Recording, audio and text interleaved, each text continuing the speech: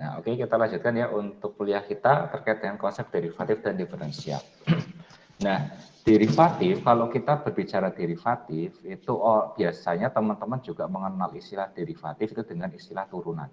Ya, jadi jangan bingung saat teman-teman mendengar istilah derivatif dan istilah turunan. Mereka berdua ini mempunyai makna yang sama. Ya, mereka berdua memiliki makna yang sama. Nah, derivatif atau turunan ini menunjukkan laju perubahan nilai Y terhadap nilai X. Ya. Jadi berapa nilai Y akan berubah saat terjadi perubahan nilai X. Gitu ya. Jadi berapa nilai Y akan berubah saat terjadi perubahan pada nilai X-nya. Nah, itulah disebut sebagai konsep derivatif, laju perubahan. Ya. Perubahan atau deltanya. Ya, kalau dalam mari kita sudah sempat belajar deltanya atau selisihnya, gitu ya. Nah, maka dari itu derivatif nanti teman-teman akan melihat atau dapat teman-teman notasikan dengan bentuk atau dengan simbol dy per dx. Ya. Ini adalah simbol untuk derivatif. Jadi berapa nilai y ya di sini diferensi d itu sebenarnya dari kata diferensial. Diferensial y terhadap diferensial x. Ya. Jadi berapa perubahan nilai Y saat terjadi perubahan nilai X. Intinya gitu. Itu adalah konsep dari derivatif. Gitu ya. Nah, ini untuk derivatif sendiri, kadang-kadang juga ada teman-teman kalau melihat di buku, itu juga disimbolkan sebagai F aksen X. Gitu ya. Biasanya disimbolkan dengan notasi F aksen X. Gitu ya. F aksen itu bagaimana Pak? Nanti kita lihat di slide berikutnya. Jadi bisa F aksen X, teman-teman juga bisa menulis dy per dx. Ya. Mereka berdua artinya sama, yaitu perubahan nilai y terhadap perubahan nilai x atau perubahan nilai y sebagai akibat dari perubahan nilai x. Ya. Nah, itu adalah konsep derivatif. Pengertian dari derivatif.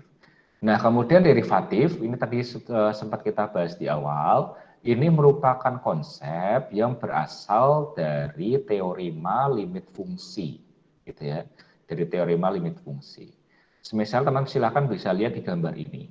Semisalkan ada fungsi y sama dengan fx, ya kurvanya ini yang warna hitam ini, ya y sama dengan fx. Jika fungsi ini berubah, jika fungsi ini mengalami perubahan sebesar h, misalnya ya, jika fungsi ini mengalami perubahan sebesar h, maka perubahan itu pasti nanti akan berada pada interval k sampai interval k plus h, gitu ya. Jadi intervalnya ya sebesar ini. Jadi kalau ada perubahan sebesar h, maka perubahan dari fungsi ini adalah antara k sampai k plus h. Sehingga X itu berada di tengah-tengah, ya. X itu kurang dari sama dengan K plus H, ya kurang dari K plus H, tetapi X ini lebih besar daripada K. Ya. Nah, jika ini terjadi, jika perubahan ini terjadi, maka fungsi itu juga akan berubah pada interval yang sama, yaitu dari FK sampai FK plus H di sini. Ya. FK plus H di sini. Ya, sehingga fx-nya ya pasti akan ada pada interval kurang dari fungsi k ditambah h, tetapi dia lebih tinggi daripada fungsi k-nya, gitu ya. Nah, ini adalah disebut sebagai limit fungsi. Inilah deltanya, ya. Ini deltanya.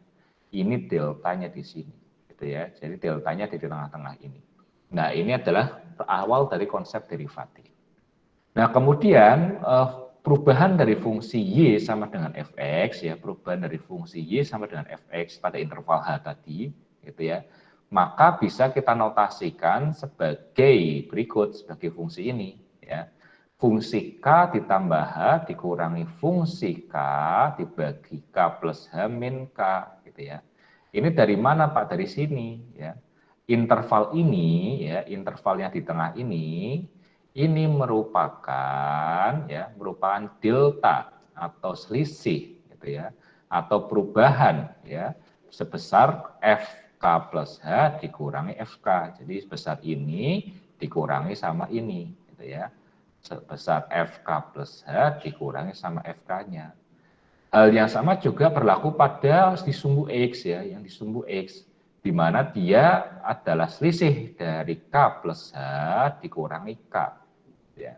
Ingat, turunan adalah dy per dx ya. dy ini, dy-nya adalah ini, selisihnya, diferensial y-nya adalah ini, ya, selisihnya dari fk plus h dikurangi fk.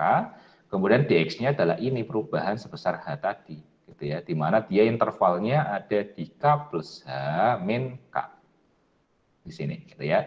Nah, kita bisa sederhanakan, gitu ya. Ini punya ini min K, ini punya K. Jadi K min K habis. Jadi tinggal fungsi K plus H min fungsi K dibagi dengan H. Gitu ya. Nah, ini adalah rumus dari perubahan fungsi Y sama dengan Fx. Gitu ya.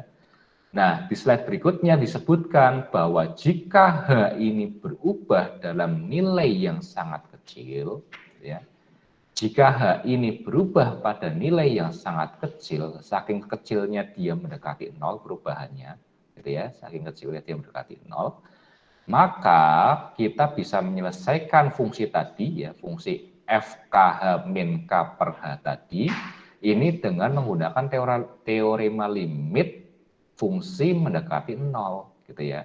Sehingga nanti kita bisa tulis dy per dx, ya, atau derivatif dari dy, ya, derivatif y itu sama dengan limit h mendekati 0, fungsi k plus h dikurangi fungsi k dibagi h. Kok bisanya hanya mendekati 0 Pak tadi? Karena hanya berubah sedemikian rupa, sangat kecil, gitu ya, sehingga dia mendekati 0. Makanya dia hanya mendekati 0. Ya. Maka dari itu fungsi ini persamaan tadi, persamaan awal yang FKH, ya, FK plus H dikurangi FK per H, ini kita selesaikan dengan menggunakan limit fungsi. Gitu. Nah, ini adalah asal muasal dari derivatif. Contohnya seperti ini. Contohnya adalah tentukan derivatif dari fungsi Y sama dengan Fx sama dengan 2x plus 3. Nah, teman-teman diminta untuk menyelesaikan soal ini dengan menggunakan teorema limit. Bagaimana caranya? Caranya kita lihat di soal, ya. Di sini dia sudah punya fx, ya. Fx-nya sama dengan 2x plus 3, gitu ya. Nah, kita berarti tinggal mencari fx plus h-nya, ya. Fx plus h-nya. Nah, fx plus h-nya berapa? Fx plus h-nya berarti kita masukkan x di sini, ya, kita substitusi apa namanya x di sini dengan menggunakan x plus h, ya. Sehingga x-nya kita ubah menjadi x plus h, ya. Sehingga 2 dikali x plus h ditambah 3, ya. Nah, sehingga nanti ketemu hasilnya adalah 2x ditambah 2h plus 3, ya. Jadi 2 dikali x 2x, 2 dikali H 2H ditambah 3. Nah, ketemulah fungsi X plus H-nya. Ya, fungsi X plus H-nya. Nah, setelah kita mendapatkan, kita sudah punya fungsi X, kita sudah punya fungsi X plus H, kita bisa masukkan atau kita bisa menghitung derivatif dari fungsi Y sama dengan Fx sama dengan 2X plus 3 dengan menggunakan teorema limit. Gitu ya. Contohnya seperti ini, berarti tinggal dy per dx atau perubahan y terhadap perubahan x itu sama dengan limit h mendekati 0, di mana dia adalah fungsi k plus h, ini k-nya bisa diganti menjadi x ya maksudnya ya. Jadi k ini bisa x, bisa y, artinya adalah variabel independennya, gitu ya. Karena kita pakainya x, ini bisa diubah pakai x, gitu ya rumusnya. Fungsi x plus h dikurangi fx, gitu ya, dibagi sama h.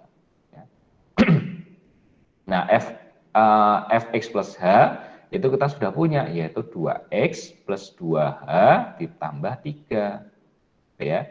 Kemudian dikurangi, kita sudah punya fungsi fx-nya, yaitu 2x plus 3. Hanya biarin aja, hanya. Gitu ya di sini. Gitu. Nah, kita bisa sederhanakan, di sini punya 2x habis. Ya. Di sini punya 3, di sini min 3 habis. Sehingga masih tersisa 2h per h. Ya, limit h mendekati 0, 2h per h. Ya.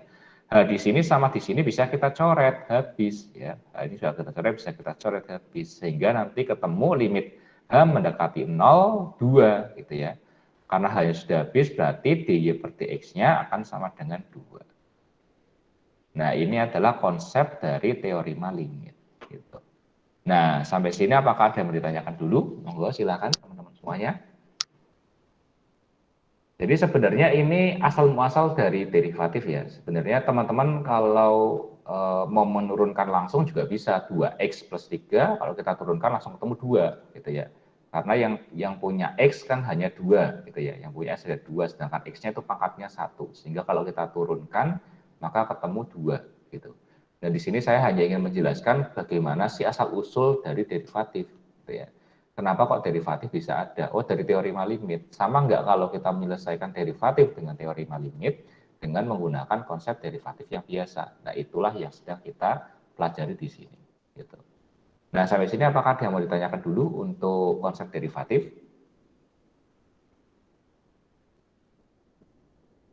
Masih bisa dipahami semua ya? Jadi kalau ada yang belum dipahami, bilang aja ya, tanya aja. Jadi jangan apa namanya, jangan ragu untuk bertanya. Karena kalau teman-teman malu bertanya, nanti bisa sesat di jalan. Sudah dipahami semuanya? Oke, baik. Kalau tidak ada, kita akan lanjutkan. Gimana, Mbak Yuni? Mau tanya? Bisa dipahami, Pak. Oke, sip. Kita lanjutkan lagi untuk slide berikutnya. Nah, ini sebenarnya adalah latihan soalnya. Nanti kita coba, ini di akhir aja ya. Nanti kita coba di akhir, karena ini masih saya rekam untuk materi kita. Jadi kita nanti kerjain di akhir aja. Nah, kemudian kita akan melangkah ke aturan-aturan, the rules of derivative. Gitu ya. Jadi ada beberapa aturan dari teori atau dari konsep derivatif yang harus teman-teman pahami. Ya.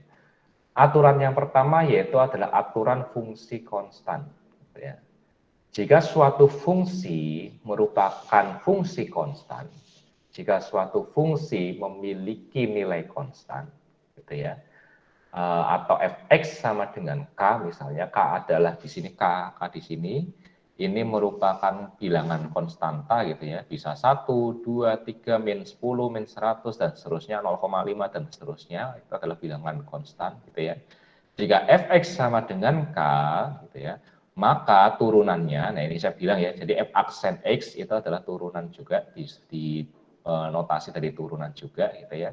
Jadi teman-teman bisa menuliskan turunan, notasinya itu bisa pakai f aksen x seperti ini turunan pertama, bisa pakai dy per dx. Gitu ya. Jadi boleh pakai f aksen x, boleh pakai dy per dx, atau dua-duanya juga boleh kayak gini. Ya, f aksen x sama dengan dy per dx. Gitu ya. Nah, kita kembali ke sini. Jadi kalau teman-teman menemukan suatu fungsi di sana terdiri dari aturan atau dari bilangan konstan, gitu ya, maka turunan dari fungsi tersebut pasti akan sama dengan 0. Ya. Turunan dari fungsi tersebut pasti sama dengan 0. Gitu ya. Kenapa kok bisa sama dengan 0? Karena dia tidak punya X. Ya. Kalau konstan, bilangan konstan kan dia tidak punya variabel independen apa-apa. Dia tidak punya X, tidak punya variabel apapun gitu ya, tidak punya variabel yang melekat di sampingnya gitu, sehingga kalau diturunkan pasti nilainya akan sama dengan 0. Contohnya, misalnya ada ketemu persamaan fx sama dengan 10 gitu ya. Sehingga kalau fx sama dengan 10 ini kita turunkan, maka nilai dari f aksen x pasti akan sama dengan 0. Ya. Hal yang sama juga kalau fx-nya 1000, 100 gitu ya. Kemudian min 1, min 2 dan seterusnya itu juga diturunkan pasti nilainya adalah 0. Ya. Kenapa? Kan di sini tidak punya X ya, 10 di sini nggak punya X, sehingga kalau diturunkan maka pangkatnya kan otomatis X-nya kan tidak ada, berarti kalau dikalikan 0 gitu ya, sehingga nanti hasilnya menjadi 0 di sini. Gitu. Nah ini adalah aturan fungsi konstan. Jadi bilangan konstanta apapun, bilangan konstan apapun saat teman-teman turunkan, saat teman-teman cari derivatifnya, itu pasti akan sama dengan 0. Jadi itu adalah aturan fungsi yang pertama. Ya, aturan derivatif yang pertama, yaitu aturan fungsi konstan. Kemudian aturan yang kedua, yaitu adalah aturan fungsi linier. Ya. Kalau teman-teman nanti menemukan sebuah fungsi itu merupakan fungsi linier, gitu ya. Apa itu fungsi linier? Fungsi linier itu apa ya? Sebelum saya melangkah jajan, dah lupa nih fungsi linier itu apa. Fungsi linier adalah, ada yang masih ingat fungsi linier itu apa? Udah pada lupa ya fungsi linear ya. Oke, nanti silakan dibaca lagi ya fungsi linear itu apa gitu ya. Nah, aturan fungsi linear. Jadi kalau teman-teman menemukan suatu fungsi yang termasuk dalam fungsi linear gitu ya. Contohnya misalnya ada a plus bx misalnya atau a min bx misalnya gitu ya. Menemukan suatu fungsi itu merupakan fungsi linear. Maka jika teman-teman mencari derivatifnya atau mencari turunan dari fungsi tersebut, maka turunannya pasti akan sama dengan B. Misalnya ada fx sama dengan a plus bx, maka turunan pertamanya, gitu ya, atau f aksen x-nya atau dy per dx-nya pasti akan sama dengan b-nya, ya, sama dengan angka di sini. Gitu ya. Misalnya ada 1 plus 2x, maka nanti turunannya pasti adalah 2 di sini. Ya. Nah, gitu. Jadi ini ada kalimatnya, teman bisa baca. Jika teman-teman fx sama menemukan fungsi linear fx sama dengan a plus bx, maka derivatif dari fungsi tersebut akan sama dengan nilai koefisien dari x. Ya. Nilai koefisien dari x. Gitu. Jadi ini bisa dibaca sendiri. Intinya turunan dari fungsi linear, ya turunan pertama dari fungsi linear pasti akan sama dengan koefisien dari x-nya. Ya. Jadi misalnya ini 2 ya 2, 3 ya 3, dan seterusnya. Contohnya misalnya tentukan derivatif fungsi fx sama dengan 7 plus 10x misalnya. Ya. Nah 7 plus 10x ini merupakan fungsi linear. Ya, fungsi yang berpangkat 1. Ya, fungsi yang maksimal memiliki variabel independen berpangkat 1. Gitu ya. Nah sehingga turunan pertamanya pasti akan sama dengan 10. Ya. Ini dia kan 7-nya, 7 di sini, ini kan dia merupakan dia merupakan bilangan konstan, ya, atau dia merupakan konstanta 7-nya. Sehingga kalau 7 ini diturunkan, pasti nilainya 0. Gitu ya. Kemudian ini 10x, dia punya x di sini. Ya. Kalau kita turunkan, pasti ketemu 10. Ya. X di sini kan pangkat 1, ya kan? Pangkat 1. Nah, satunya diturunkan ke sini, ke sampingnya 10. Gitu ya. Jadi 1 dikali 10. Ya. Jadi 1 dikali 10 dikali X pangkat 1 min 1.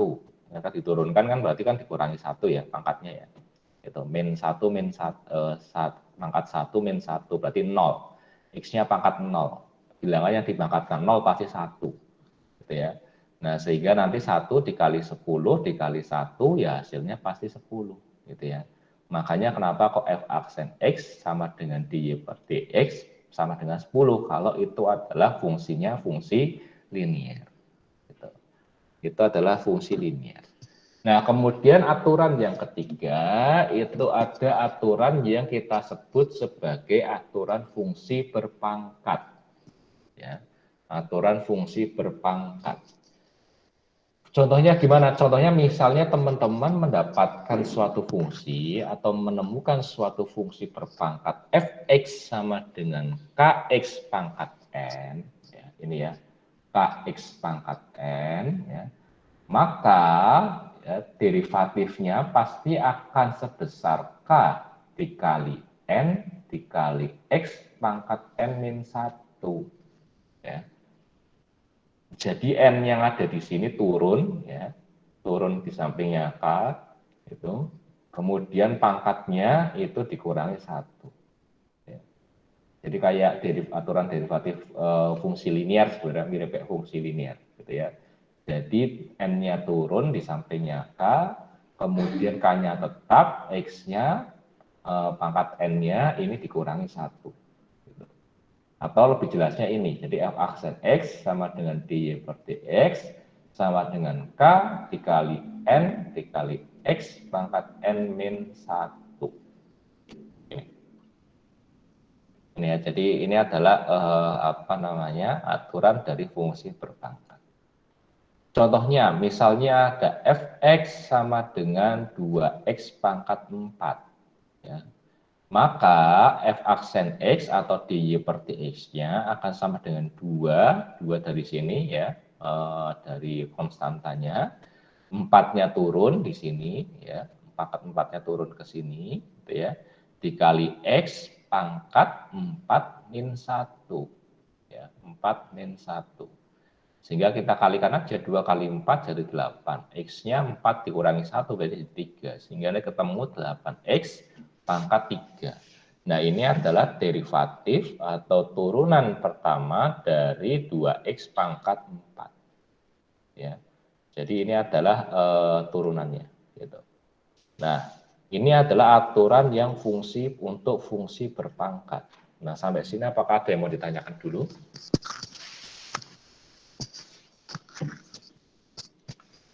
Masih bisa dipahami ya? Bisa, Pak. Oke. Kalau masih bisa, kita lanjutkan ke aturan berikutnya, yaitu aturan penjumlahan dan aturan pengurangan. Ya. Jadi, teman-teman sangat mungkin itu menemukan suatu fungsi yang merupakan penjumlahan dan pengurangan fungsi. Ya. Semisalnya ada fungsi fx ya di sini, ya, fungsi fx sama dengan gx plus minus hx. Jadi plus minusnya maksudnya bisa plus bisa minus, gitu ya, bisa plus bisa minus, gitu ya. Maka turunan dari fungsi tersebut itu akan sama dengan g aksen x plus minus gh aksen x, gitu ya. Jadi masing-masing fungsinya itu diturunkan, gitu ya. Plus minusnya masih sama. Jadi kalau atasnya plus, maka turunannya juga plus. Kalau fungsi asalnya min, maka turunannya juga min. Maksudnya plus minus itu seperti itu, gitu ya. Jadi f aksen x sama dengan g aksen x ditambah atau dikurangi h aksen x. Jadi dikurangi atau ditambah dari masing-masing fungsi asalnya, turunan fungsi asalnya, gitu ya. Contohnya misalnya ada fx sama dengan 2x pangkat 4 ditambah 3x pangkat 5. Gitu ya. Jadi 2x pangkat 4 ini kita bisa umpamakan gx, kemudian 3x pangkat 5 ini kita bisa umpamakan hx misalnya. Gitu ya. Sehingga turunannya bagaimana? Turunannya berarti nanti adalah penjumlahan atau pengurangan dari masing-masing fungsi asalnya. Ya. Fungsi asalnya 2x plus 4, di sini fungsi asalnya 3x plus 5. Jadi masing-masingnya kita turunkan. Sehingga f aksen x sama dengan 8x pangkat 3 ditambah 15x pangkat 4. Ya. Ini 4-nya turun ke sini, jadi 2 dikali 4, 8. Kemudian pangkatnya dikurangi 1, sehingga ketemu pangkatnya jadi 3. Ya. Ini juga sama, 5-nya turun ke bawah, gitu ya. Sehingga 5 kali 3, 15. Gitu ya. Kemudian pangkatnya kita kurangi 1, sehingga ketemu pangkatnya adalah 4. Nah, ini adalah turunan dari fungsi fx sama dengan 2x pangkat 4 ditambah 3x pangkat 5. Ini adalah untuk aturan penjumlahan dan pengurangan. Kemudian berikutnya ada aturan perkalian. Ya. Aturan perkalian ini sebenarnya mirip kayak penjumlahan sama pengurangan. Gitu ya. Cuma nanti dia hanya berbeda di operasi hitungnya. Gitu ya. Semisal teman-teman menemukan fungsi fx ya di sini, fx sama dengan gx dikali hx, gitu ya, gx dikali hx. Maka turunan pertama dari fungsi tersebut akan sama dengan gx dikali h aksen x, berarti turunan dari h, ya h aksen x itu artinya turunan dari h, ditambah g aksen x, berarti turunan dari g dikali h, gitu ya. Jadi gx dikali h aksen x ditambah g aksen x dikali hx. Ya, tandanya tambah. Ya, di sini harus hati-hati. Tandanya tambah, bukan dikurangi. Gitu ya. Nah, contohnya bagaimana? Contohnya ini. Misal teman-teman mendapatkan fungsi fx sama dengan 2x dikali x plus 1. Gitu ya. Kita bisa mengumpamakan 2x ini sebagai gx. Kita bisa umpamakan x plus 1-nya itu sebagai hx, gitu ya. Sehingga turunannya nanti akan sama dengan gx dikali h aksen x, berarti turunan dari h, ya. Turunan dari h-nya berapa ini? X plus 1 kita turunkan 1, ya. Ini kan pangkat 1, kita turunkan jadi 1, ini 0, sehingga ketemu hanya 1. Ya, h aksen turunan dari h-nya 1. Ya. Kemudian ditambah gx-nya di aksen x, di aksen x-nya berapa? 2. Ya. Asalnya dari mana? Dari sini. Ya. Turunan dari 2x itu adalah 2. Gitu ya. Ini kan pangkat 1, kita turunkan 2 kali 1 tetap 2. pangkatnya kita kurangi 1 jadi 0. Ya, sehingga nanti ketemu G aksen X-nya 2. Dikali HX, berarti HX-nya berapa tadi? X plus 1. Langsung aja X plus 1 taruh sini. Ya. Sehingga 2X dikali 1 jadi 2X, kemudian 2 dikali X jadi 2X, kemudian 2 dikali 1 plus jadi 2, gitu ya. Sehingga ketemu F aksen X-nya sama dengan 4X plus 2. Gitu ya. 2X ditambah 2X kan 4X ditambah 2. Gitu. Nah, ini adalah untuk aturan yang perkalian. Nah, sampai sini apakah ada yang mau ditanyakan dulu?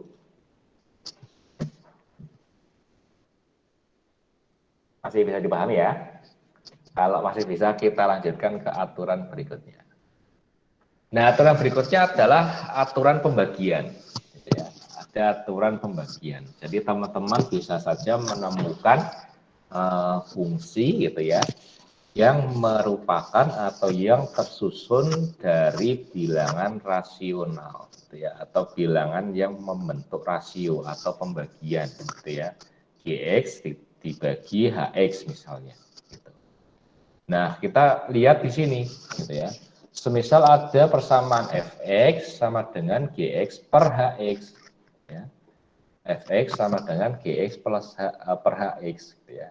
Maka turunan pertamanya atau f aksen x-nya atau derivatifnya itu akan sama dengan hx dikali g aksen x dikurangi gx dikali h aksen x dibagi hx kuadrat. Ya. Nah, kalau ini hati-hati tandanya negatif, jangan sampai kebalik. Ya, jangan sampai kebalik karena kalau kebalik nanti bisa salah. Beda sama yang perkalian, gitu ya. Perkalian tandanya positif, teman-teman mau dibalik-balik ya boleh, gitu ya. Hasilnya pasti akan sama. Tapi kalau di pembagian hati-hati, karena kalau teman-teman kebalik-balik, maka hasilnya bisa salah, gitu ya. Jadi ingat harus hanya yang dibawa hanya dulu yang apa namanya, yang ori gitu ya. Jadi hx dikali g aksen x baru dikalikan sama turunan dari G-nya, dikurangi Gx dikali H aksen X dibagi Hx kuadrat. Jangan sampai kebalik di sini. Gitu ya. Kemudian contohnya ini, misalnya ada persamaan Fx sama dengan 2x kuadrat dibagi 2x plus 3. Ya. 2x kuadrat dibagi 2x plus 3. 2x kuadrat ini kita bisa umpamakan sebagai Gx, kemudian 2x plus 3-nya kita bisa umpamakan sebagai Hx. Gitu ya. Sehingga turunannya nanti akan sama dengan Hx, ya Hx-nya berarti berapa? 2x plus 3 dikali G aksen X, ya berarti turunan dari G, berarti kan G-nya kan 2x kuadrat, berarti turunan dari 2x kuadrat akan sama dengan 4x. Ya. Dikurangi Gx-nya berapa? Gx-nya adalah 2x kuadrat, kita tulis saja 2x kuadrat. Dikali 2, 2-nya dari mana? Dari sini, dari H aksen X. Hx-nya kan 2x plus 3. Sehingga kalau kita turunkan, itu menjadi 2. Gitu ya. Nah, tinggal kita kali-kalikan aja. Hx kuadrat berarti masih sama, Hx kuadrat. Kemudian kita kali-kalikan aja. Ini kita kali ini jadi 8x kuadrat. Kemudian 3 dikali 4 jadi 12x. Gitu ya. Kemudian 2x kuadrat dikali 2 jadi 4x kuadrat negatif. Ya. Ya udah kita hitung aja semuanya nanti ketemu f aksen x sama dengan 4x ditambah 3 dibagi 2x plus 3 kuadrat. Berhenti sampai sini aja sudah betul gitu ya. Kalau mau disederhanakan lagi ya monggo gitu. Nah, ini adalah apa namanya? Aturan yang fungsi pembagian gitu. Oke, kalau ada yang mau ditanyakan nanti langsung itu aja ya, langsung bilang aja untuk apa namanya, untuk materi ini. Gitu. Nah, kemudian ada lagi aturan yang berikutnya, yaitu adalah aturan fungsi berpangkat umum, gitu ya. Jadi pangkatnya itu bukan hanya untuk X, tapi untuk semuanya, maksudnya pangkat umum gitu. Kalau tadi kan ini, mana ya? Nah, kalau ini kan yang dipangkatkan kan cuma X-nya saja, cuma 1X saja. Nah, kalau yang ini nanti pangkatnya umum. Pangkatnya umum maksudnya bagaimana? Contohnya ini, jadi GX-nya dikuadratkan semua. Gitu ya. Misalnya G-nya X plus 3, semuanya dikuadratkan misalnya, atau semuanya dipangkatkan 5 misalnya. Nah, ini disebut sebagai aturan yang berpangkat umum. Gitu. Jadi misal teman nanti menemukan aturan yang berpangkat umum, ya misalkan fx sama dengan gx pangkat n, maka turunan pertamanya itu akan sama dengan n dikali gx min 1 dikali g aksen x. Ya. Jadi n-nya turun dulu, kemudian pangkat pangkat gx-nya kita kurangi 1 dikalikan sama turunan yang ada di dalam pangkat, ya. Di dalam pangkatnya berarti gx, berarti turunannya dari gx, sehingga di sini dikali g aksen x, gitu ya, dikali g aksen x. Contohnya misalnya ada persamaan fungsi fx sama dengan x plus 3 pangkat 3, ya. X plus 3 pangkat 3, gitu ya. Kita bisa mengumpamakan G-nya itu adalah, Gx-nya itu adalah X plus 3. Ya. N-nya kita bisa lihat di sini 3. Sehingga nanti F aksen X-nya itu akan sama dengan 3-nya turun, gitu ya. Jadi 3 dikali, gitu ya, X plus 3 pangkatnya kita kurangi 1, gitu ya. Dari yang 3 kita kurangi 1 jadi 2. Dikali turunan dari gx, turunan dari yang ada di dalam kurung, gitu ya. X plus 3 kita turunkan jadilah 1, gitu ya. Sehingga nanti ketemu f aksen x sama dengan 3 dikali x plus 3 kuadrat. Nah, inilah yang disebut dari aplikasi dari aturan fungsi berpangkat umum, ya. Jadi pangkatnya itu adalah pangkat umum. Gitu. Nah, kemudian ada aturan lainnya yang perlu teman-teman tahu, yaitu adalah aturan rantai, gitu ya. Aturan rantai ini sedikit berbeda dengan aturan-aturan lainnya, gitu ya. Jadi kalau teman-teman nanti menemukan suatu fungsi yang merupakan fungsi komposit, ya, jadi nanti teman-teman ada fungsi yang disebut sebagai fungsi komposit, gitu ya. Maka, gitu ya, teman-teman tidak bisa menggunakan aturan derivatif yang biasa, ya. Alias teman-teman harus menggunakan aturan rantai, gitu ya. Walaupun memang kadang-kadang beberapa soal tertentu itu bisa diselesaikan dengan aturan yang biasa, dengan aturan rantai. Jadi aturan rantai sebenarnya aturan serbaguna. Jadi teman-teman bisa pakai. Kalau intinya kalau teman-teman nanti menemukan fungsi yang kompleks, gitu ya, silakan nanti pakai aturan rantai. Tapi kalau fungsi-fungsi yang masih sederhana, bisa pakai aturannya, bisa tergantung, bisa pakai aturan pembagian, bisa pakai aturan perkalian, bisa pakai fungsi berpangkat umum atau fungsi berpangkat aja dan seterusnya. Gitu. Jadi tergantung soalnya, gitu ya. Yang jelas bisa saja satu soal itu diselesaikan dengan dua cara, itu bisa, gitu ya. Tidak menutup kemungkinan seperti itu. Gitu. Nah, kita kembali ke sini, gitu ya. Bahwa aturan rantai ini teman-teman bisa gunakan saat teman-teman menemukan suatu fungsi yang termasuk dalam kategori fungsi komposit. Maksudnya fungsi komposit itu apa? Fungsi komposit ini artinya adalah fungsi di dalam fungsi, intinya gitu. Jadi ada fungsi di dalam fungsi. Contohnya, jika Y merupakan fungsi dari U, ya, jika Y merupakan fungsi dari U, dan U ini merupakan fungsi dari X, gitu ya, maka nanti Y-nya pasti akan sama dengan FU. Ya. Y adalah fungsi dari U. Gitu ya. Nah, tadi ada keterangan U adalah fungsi dari X, berarti U itu nanti akan sama dengan GX. Gitu ya. Saya tunjukkan di sini. Ya. Jadi Y adalah fungsi dari U, maka dia bisa ditulis Y sama dengan FU. Ya. Y merupakan fungsi dari U, tetapi pada saat yang sama U merupakan fungsi dari X, atau kita bisa tulis U sama dengan GX. Ya. Nah, sehingga nanti kita bisa menuliskan Y sama dengan fungsi dari GX. Ya.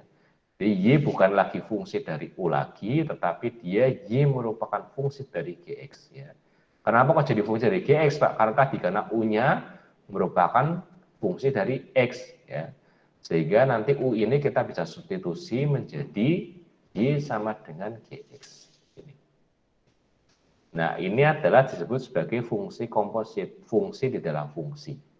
Ya, fungsi di dalam fungsi. Derivatif dari fungsi Y terhadap X akan sama dengan derivatif fungsi pertama terhadap U dikalikan dengan derivatif kedua terhadap X. Ya, fungsi kedua terhadap X, sorry. Gitu ya. Atau kita bisa tuliskan seperti ini. Gitu ya. dy per dx itu akan sama dengan dy per du dikali du per dx. Gitu ya. Derivatif fungsi Y terhadap X akan sama dengan derivatif fungsi pertama terhadap U. Ya. Fungsi pertama berarti kan Y sama dengan FU. Ya. Fungsi pertama terhadap U berarti dy per du. Ya. Kemudian dikalikan derivatif fungsi kedua, berarti U sama dengan Gx terhadap X. Berarti sehingga kita bisa tulis du, ya, derivatif kedua berarti U kan derivatif U terhadap X, berarti du per dx. Ya. dy per dx sama dengan dy per du dikali du per dx. Inilah aturan rantai. Ya. Ini kalau kita du di sini punya du, sini punya du, sebenarnya kita bisa coret ya. Kalau kita mau kita bisa coret. Sehingga nanti ketemu kan dy per dx sama dengan dy per dx gitu ya. Jadi intinya aturan artinya fungsi komposit seperti itu. Jadi sebenarnya ini bisa kita coret, tapi karena dia merupakan fungsi dalam fungsi, maka kita harus breakdown seperti ini. Ini kan jadi kayak rantai. Kayak rantai. Terus nanti kalau di sini ada persamaan lainnya lagi, misalnya ada 3 persamaan, ya berarti nanti tinggal dituliskan lagi di sini. Apa dikali apa, du per dx, dy per misalnya dz per dx misalnya dan seterusnya. Gitu. Jadi inilah yang disebut sebagai aturan rantai. Untuk lebih jelasnya kita lihat di contohnya saja. Ya. Contohnya misalnya teman-teman diminta untuk menentukan derivatif fungsi fx sama dengan x plus 3 pangkat 3. Ya. Ini kan sebenarnya kita bisa selesaikan menggunakan aturan fungsi berpangkat umum. Ya. X plus 3 pangkat 3 ini sebenarnya kita bisa selesaikan dengan aturan fungsi berpangkat umum. Tetapi ini juga kita bisa selesaikan ini, kita bisa selesaikan fungsi ini juga dengan menggunakan aturan rantai. Maka tadi saya di awal bilang, aturan rantai ini merupakan aturan yang serbaguna. Gitu ya. Jadi kalau teman-teman nanti menemukan fungsi-fungsi yang rumit gitu ya, atau yang kompleks, kemudian teman-teman diminta untuk menentukan derivatifnya, maka teman bisa pakai fungsi aturan rantai. Gitu ya. Tapi kalau yang sederhana ya tidak perlu. Gitu ya.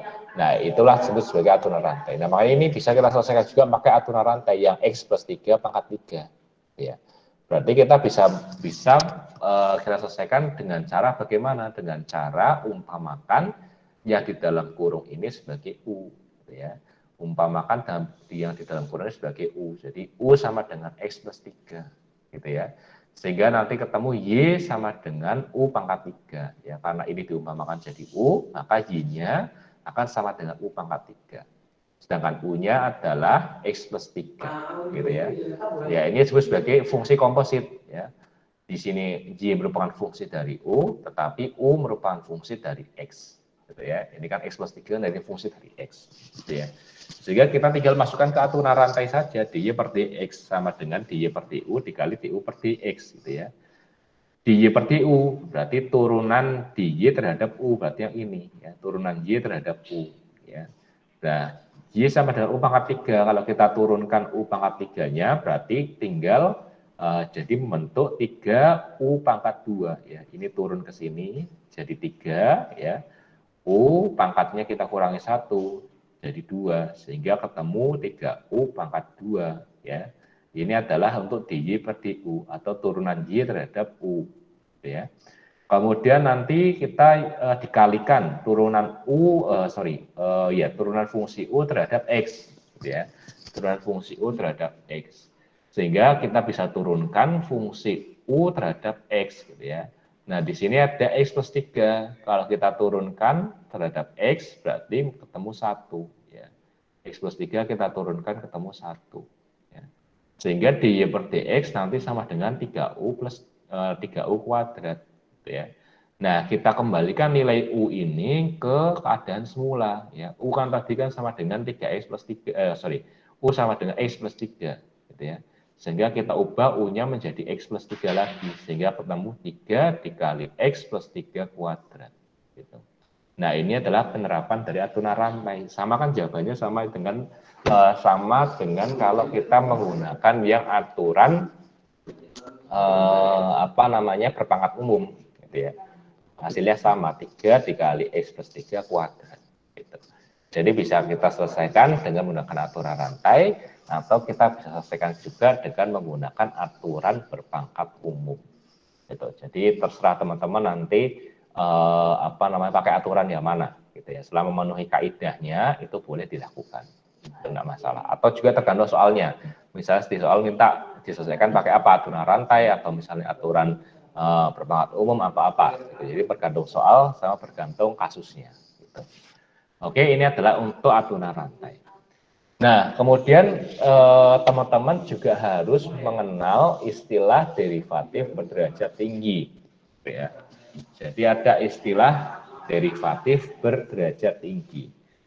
Derivatif itu faktanya atau dalam prakteknya itu tidak hanya berhenti pada derivatif pertama, ya. Jadi tidak hanya berhenti pada turunan pertama, gitu ya. Jadi teman-teman terkadang itu diminta untuk menentukan turunan kedua, turunan ketiga, turunan keempat dan seterusnya, atau derivatif pertama, derivatif kedua, derivatif ketiga dan seterusnya, gitu ya. Jadi derivatif itu tidak berhenti pada derivatif pertama, tidak berhenti pada f aksen x saja, tidak berhenti pada dy per dx saja, gitu ya. Jadi bisa bisa diminta menentukan turunan kedua atau f double aksen, bisa juga diminta untuk menentukan turunan ketiga atau f triple aksen dan seterusnya, gitu ya. Nah, derivatif kedua atau dikenal sebagai turunan kedua ini bisa dinotasikan dengan f double aksen, gitu ya. Jadi kalau tadi teman-teman masih melihatnya adalah f aksen saja, gitu ya, maka kalau teman-teman nanti mau menentukan nilai turunan kedua atau derivatif kedua, itu teman-teman bisa menggunakan notasi f double aksen. Ya. F double aksen itu seperti ini nih, yang ada di sini. Nah ini F double aksen, ya. Atau nanti bukan dy per dx lagi, tetapi di kuadrat y per dx kuadrat. Ya, jadi ada kuadratnya. Jadi bukan dy per dx lagi, kalau turunan kedua itu notasinya menjadi d kuadrat y dibagi dx kuadrat. Gitu. Hal yang sama juga kalau teman-teman diminta untuk mencari turunan ketiga.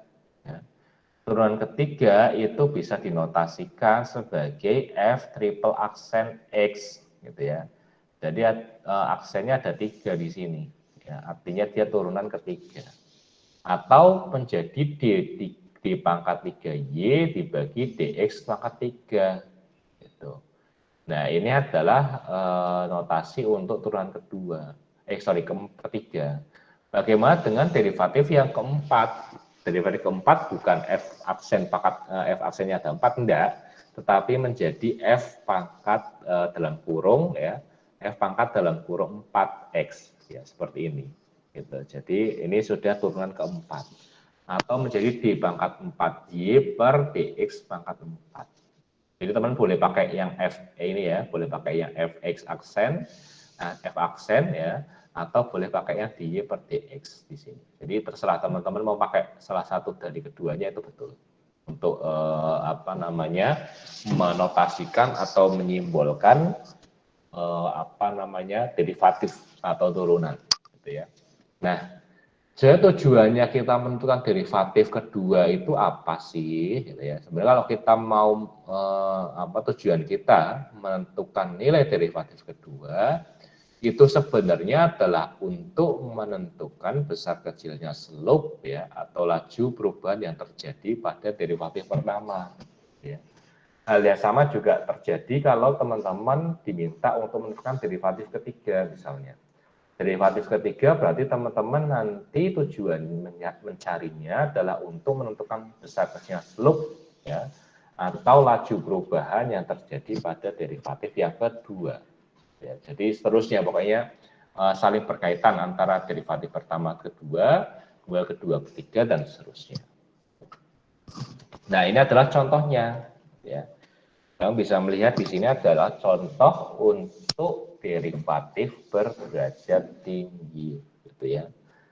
Contohnya misalnya teman-teman diketahui fungsi fx sama dengan 2x pangkat 5 dikurangi x pangkat 4 ditambah 8x pangkat 3 ditambah x kuadrat min 10x plus 20 misalnya. Maka turunan pertamanya berapa? Berarti turunan pertamanya akan sama dengan 10x pangkat 4 dikurangi 4x pangkat 3 ditambah 24x pangkat 2 ditambah 2x dikurangi 10. Nah, untuk turunan pertama apakah ada yang mau ditanyakan dulu? Sudah tahu semua ya asalnya dari mana? Ada yang masih belum tahu asal-muasalnya 10x pangkat 4, kemudian negatif 4x pangkat 3, 24x kuadrat ditambah 2x plus 10. Ada yang belum tahu asal-muasal angka-angka ini? Atau ada yang belum tahu kenapa kok 20-nya hilang? Gitu. Sudah tahu Iya, semua Pak. ya? Belum, Pak. Oh, Mas Aris belum? Yang X4 jadi 4x3 itu dari mana ya, Pak? Oke, ya nggak apa-apa. Jadi makanya saya tanyakan saya kalau sudah tahu semua ya saya tidak perlu menjelaskan ini. Jadi saya langsung sampai ke turunan ke-6-nya gitu. Tapi kalau ada yang belum tahu saya jelaskan. Baik, jadi ini ya. Jadi ini kan turunan pertama. Jadi turunan pertama kita bisa pakai aturan-aturan yang tadi teman-teman, gitu ya. Nah, ini kan dia berpangkat ya, pakai X-nya kan berpangkat. Ini X-nya berpangkat, semuanya berpangkat. Jadi kita bisa pakai aturan yang berpangkat, turunan aturan berpangkat. Ya, derivatif aturan berpangkat, gitu ya. Contohnya ini, misalnya kita kan diminta untuk turunan pertama. Maka turunan pertama dari fx itu akan sama dengan ini kita turunkan ya. Pangkatnya kita turunkan dulu ya. Tadi 5 dikali 2 x pangkat 5 min 1 gitu ya. Jadi 5 kita turunkan kan jadi 5 dikali 2 10 ya kan. Kemudian pangkatnya kita kurangi 1 ya. 5 dikurangi 1 jadi 4 sehingga ketemu 10x pangkat 4 ya. Kemudian di sini kan negatif, biarkan saja negatif. Ya, kemudian di sini pangkatnya 4. Ya. 4 kita turunkan ke samping, jadilah 4 di sini. Ya. Kemudian pangkatnya kita kurangi 1, sehingga ketemu 4x pangkat 3. Gitu ya. Kemudian ini juga sama, yang 8x pangkat 3. 3-nya kita turunkan, ya, kita turunkan ke samping sini.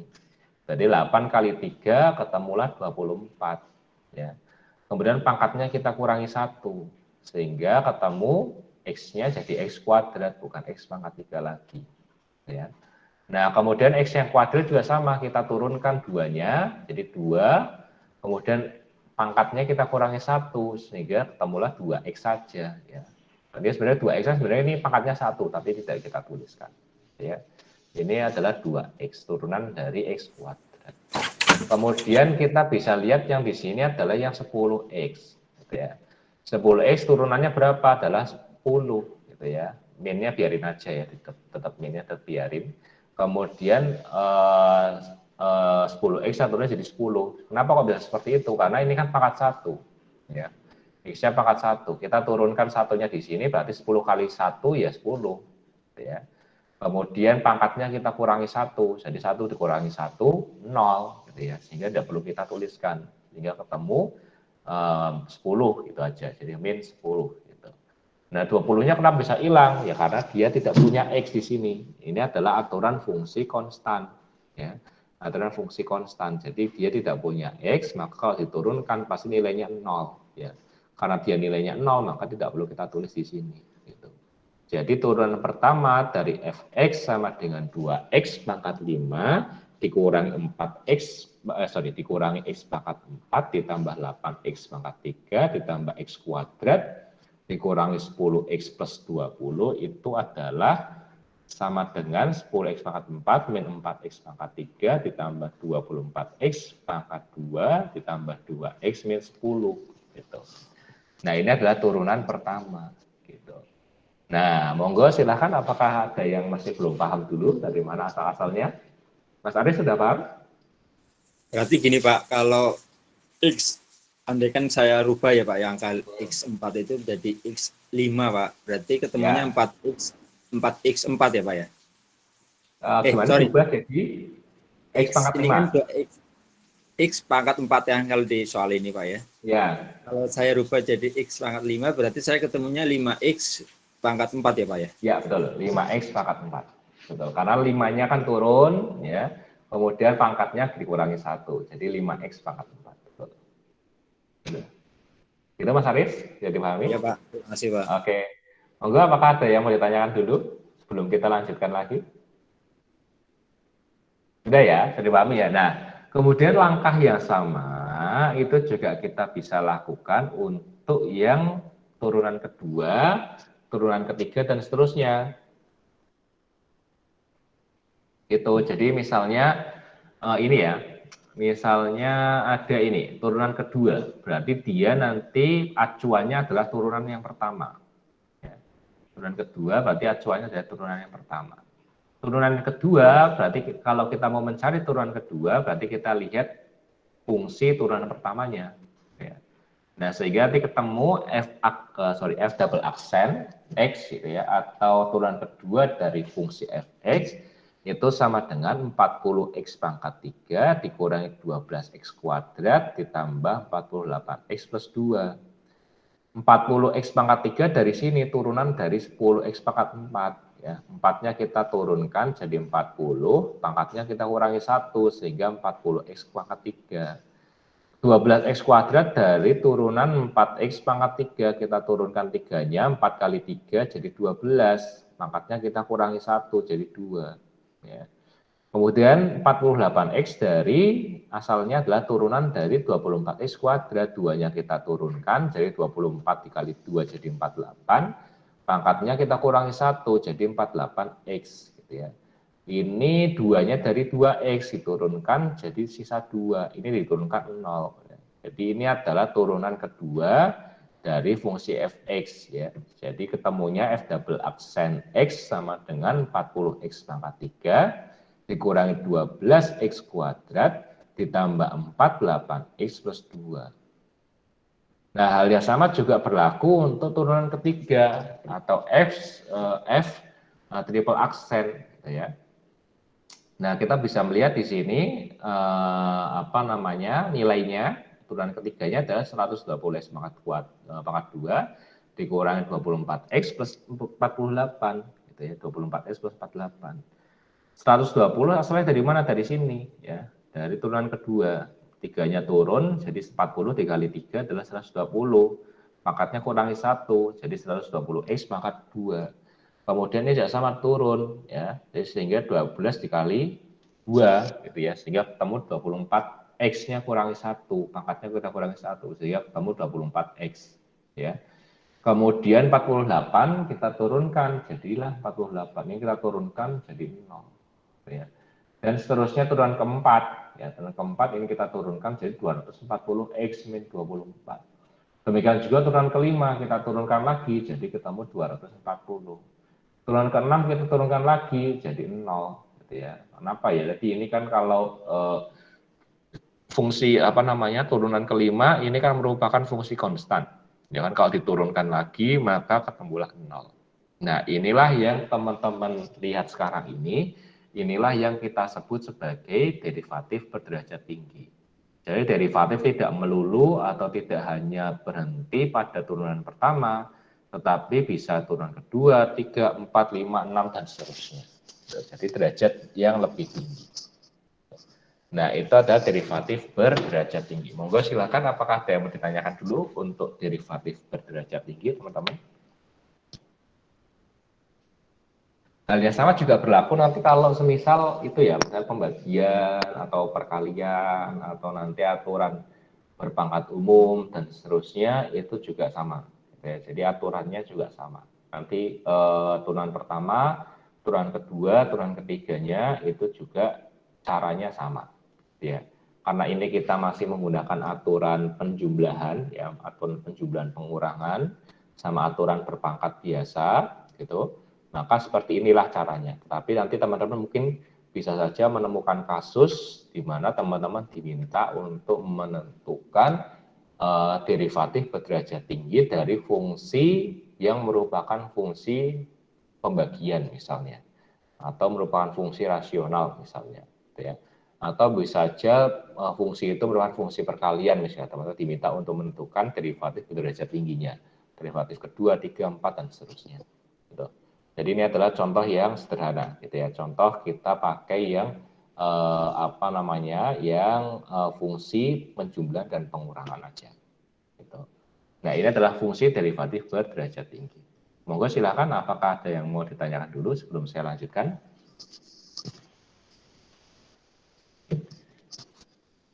Bisa dipahami semua? Yakin nih? Oke, kalau sudah bisa dipahami semua, kita lanjutkan materi kita. Ya. Nah, tadi kita sudah berbicara berkaitan dengan derivatif derajat tinggi. Kemudian tadi kita sudah sedikit banyak mengenal tentang fungsi komposit. Ya. Nah, bisa saja teman-teman nanti menemukan kasus fungsi itu adalah fungsi implisit. Ya. Jadi fungsinya bukan lagi fungsi komposit, tapi bisa saja fungsi itu adalah fungsi implisit.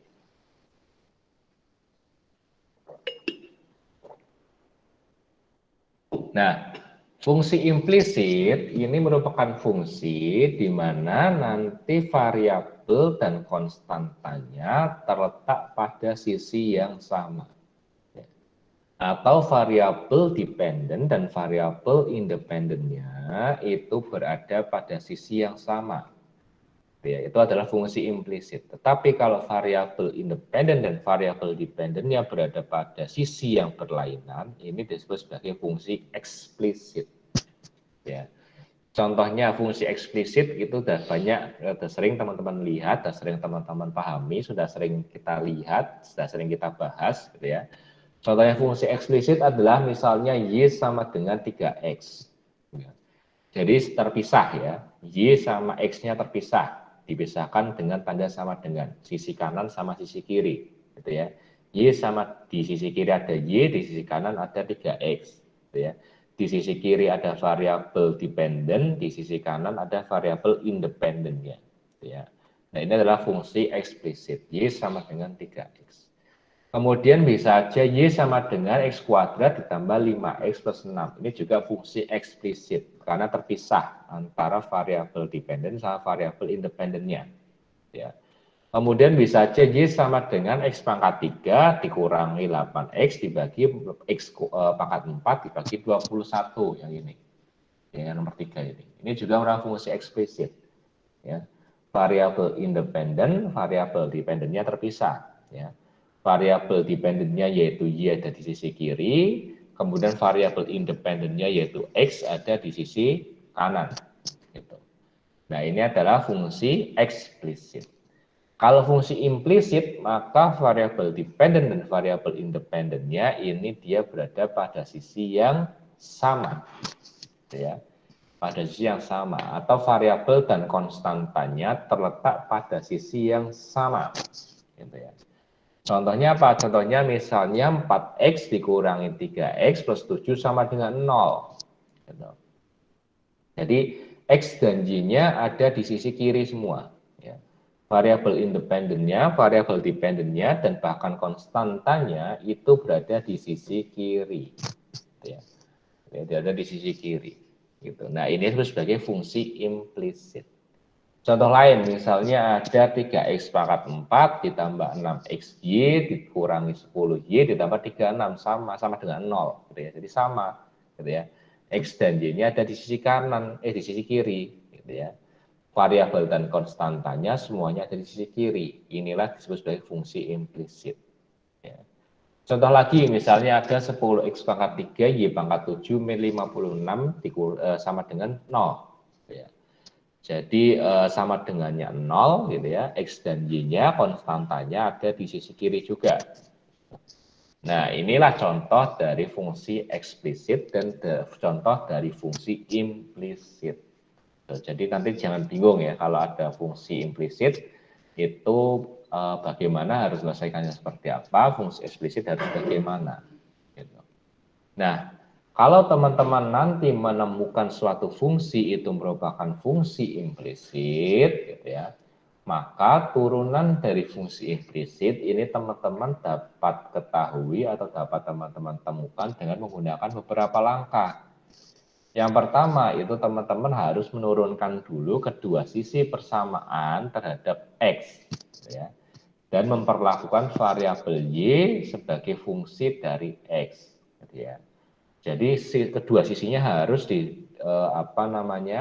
harus diturunkan terhadap X, baik yang sisi kanan ataupun sisi kiri, ya. Kemudian memperlakukan Y itu sebagai fungsi dari X, ya. Jadi diturunkan terhadap X, tetapi kalau ada variabel Y, maka Y-nya ini harus diperlakukan itu sebagai fungsi dari X, gitu ya. Nah, ini nanti lanjut ke tahap 2, yaitu menentukan nilai derivatif dari fungsi tersebut dengan menemukan nilai dy per dx-nya. Ya. Nah, tadi kan kita memperlakukan y sebagai fungsi dari x, ya. Sehingga nanti konsekuensinya di samping turunan dari y-nya itu harus kita letakkan simbol atau notasi dy per dx, gitu ya. Itu merupakan implikasi dari menurunkan variabel y terhadap fungsi dari x, gitu ya. Kita langsung aja ke contoh yang lebih mudah, ya. Semisal kita melihat di sini ada soal contoh itu 10x pangkat 7 dikurangi 5y pangkat 5 ditambah 17 plus sama dengan 0. Ini fungsi implisit, ya, karena X dan Y-nya ada di sisi yang sama, kemudian konstanta dan variabelnya juga pada posisi yang sama, ya, pada sisi yang sama, yaitu ada di sisi kiri sama dengan, gitu ya. Nah, maka untuk menyelesaikan derivatif fungsi ini, maka teman-teman harus menurunkan semuanya itu terhadap X, baik di sisi kanan ataupun di sisi kiri, ya. Sehingga nanti di sini tulisnya adalah kita tulis d per dx, gitu ya. Jadi turunan fungsi terhadap X, ya. Di sini juga sama, harus ada d per dx atau turunan suatu fungsi terhadap X, ya. Kenapa di sini hanya d? Karena kita di sini nggak tahu, ya, persamaannya y sama dengan atau x sama dengan atau apa, nggak tahu. Makanya kita di sini tulisnya d saja, gitu ya. Beda kalau tadi kita di soal-soal sebelumnya kan fungsinya jelas, y sama dengan fx sama dengan apa, gitu ya. Y sama dengan fx sama dengan apa, gitu ya. Nah, di sini kan tidak jelas, kita tidak tahu variabel independen yang mana, dependen yang mana, sehingga kita sama-sama semuanya diturunkan terhadap x dulu, gitu ya, x terhadap x, gitu ya. Nah, sehingga nanti ketemu d per dx 10x pangkat 7 dikurangi d per dx 5y pangkat 5 ditambah d per dx 17, gitu ya, sama dengan d per dx 0. Nah, di sini ada catatan, ya.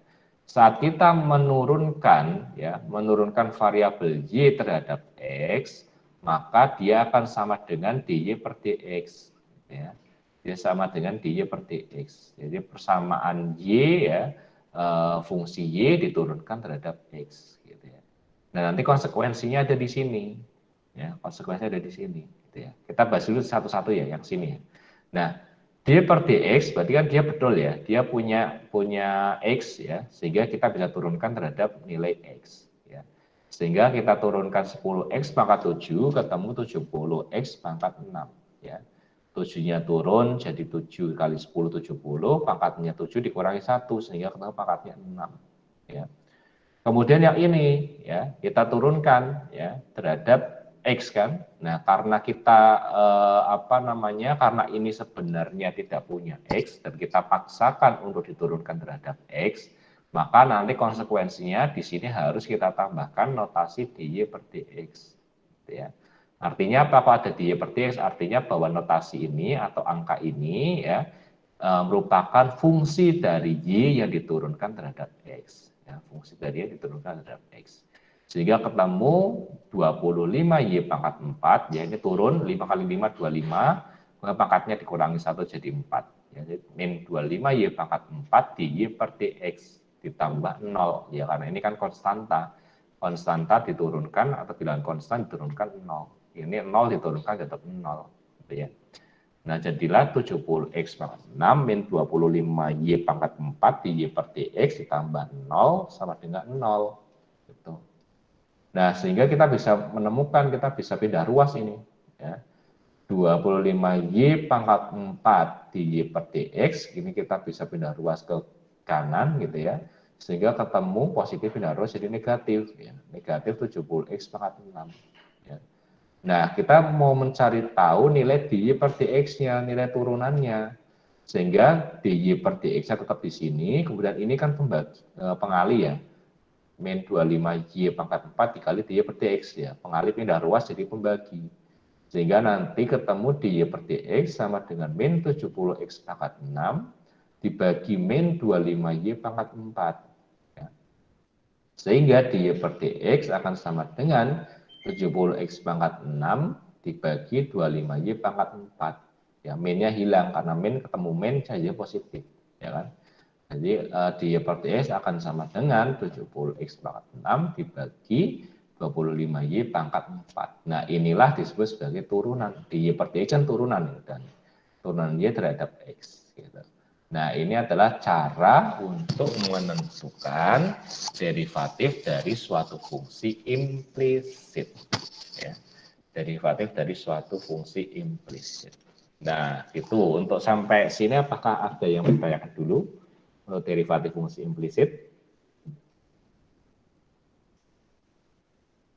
Sama ya, jadi konsepnya masih sama seperti derivatif yang lain. Bedanya tadi karena y-nya kita paksakan untuk diturunkan terhadap x, maka harus kita bubuhi atau harus kita tambahkan notasi dy per dx. Gitu. Sehingga nanti y-nya kita bisa turunkan juga. Oke, monggo, apakah ada yang mau ditanyakan dulu? Silakan. Bisa dipahami ya? Kalau bisa, saya akan lanjutkan ke slide berikutnya. Nah, nanti teman-teman juga harus mengetahui yang disebut sebagai derivatif parsial. Ya. Derivatif parsial. Derivatif parsial ini nanti akan sering kita temukan, ya, akan sering kita gunakan saat kita mau melakukan teknik optimasi. Ya. Optimasi fungsi ekonomi itu banyak menggunakan konsep dari derivatif parsial. Ya. Makanya kalau teman-teman sebelum melangkah ke materi aplikasi minggu depan, teman-teman harus paham dulu bagaimana sih aturan-aturan derivatif, kemudian bagaimana sih derivatif parsial dan seterusnya. Ya. Derivatif parsial ini memungkinkan suatu fungsi diturunkan terlebih dahulu terhadap satu variabel, kemudian ditentukan turunannya terhadap variabel lainnya. Gitu ya. Jadi dia fungsinya tidak diturunkan terhadap semua variabel, tapi hanya diturunkan terhadap salah satu dari variabel independennya. Contohnya, misalnya jika teman-teman punya suatu fungsi z, ya teman-teman memiliki suatu fungsi z, di mana z ini mempunyai dua variabel independen. Anggaplah variabel independennya adalah x, y, ya. Maka fungsi tersebut itu pasti akan kita notasikan sebagai z sama dengan fungsi x, y, ya. Jadi ada dua variabel independen di sini, ada x sama y variabel independennya. Variabel dependennya ada z. Jadi z merupakan fungsi dari x dan y. Ya. Nah, fungsi z ini nanti kita bisa turunkan secara parsial terhadap nilai x dan terhadap nilai y-nya. Ya. Jadi z ini, fungsi ini kita bisa turunkan secara parsial, secara sebagian, parsial itu sebagian, gitu ya, terhadap nilai x atau terhadap nilai y-nya. Jika fungsi z ini diturunkan terhadap nilai x, maka notasinya menjadi tau z dibagi tau x sama dengan atau zx. Ya. Ini pakai simbolnya tau namanya. Ya. Jadi bisa pakai seperti ini ya, kayak D tapi D-nya di melengkung halus gitu ya, melengkung halus. Z dibagi tau X. Ya. Jadi artinya apa? Artinya bahwa fungsi Z ini diturunkan parsial dengan variabel X-nya. Atau bisa disimbolkan juga sebagai ZX. Ya. Jadi Z diturunkan terhadap variabel X. Gitu ya. Hal yang sama juga akan berlaku jika Z ini diturunkan terhadap nilai Y-nya. Ya. Sehingga nanti kita bisa notasikan sebagai tau Z dibagi tau Y. Gitu ya. Jadi Z-nya diturunkan secara parsial terhadap variabel Y. Ya. Atau bisa kita notasikan dengan ZY. Ya. Z itu adalah fungsinya, ya, fungsi Z yang diturunkan terhadap variabel Y. Nah, ini adalah simbol atau notasi ya, dari derivatif parsial. Gitu ya. Ingat nanti jangan pakai D lagi, tapi pakainya to. Gitu ya.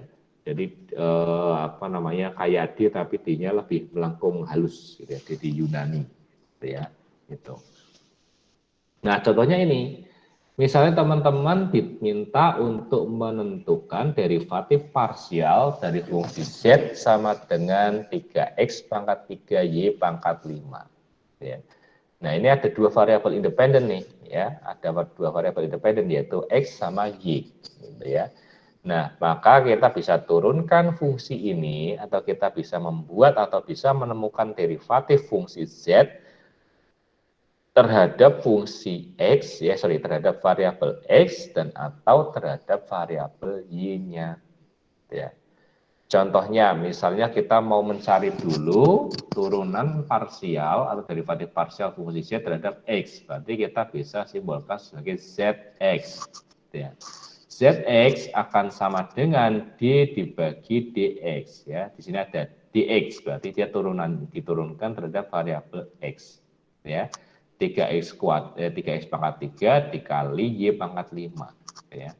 Nah, sehingga nanti ya karena dia diturunkan hanya terhadap variabel X, maka nanti yang teman-teman perhatikan adalah variabel X-nya saja, gitu ya. Di sini variabel X-nya mana? Adalah X pangkat 3, gitu ya. Berarti nanti X pangkat 3 inilah yang kita turunkan. Kenapa? Karena kita hanya mau menurunkan parsial terhadap X-nya, gitu ya. Nah, ini kita turunkan secara parsial sehingga nanti ketemu ini 3-nya turun ya. 3 dikali 3 9 gitu ya.